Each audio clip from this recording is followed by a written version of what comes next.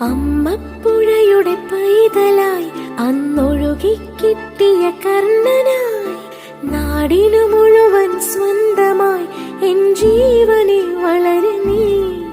കുടിൽ മേയുവാൻ മുകിലുകൾ, അതിൽ മാരിവിൽ ചുവരുകൾ, നിനക്കൊരു കുടം കുളിരുമായി പുതുമഴമണി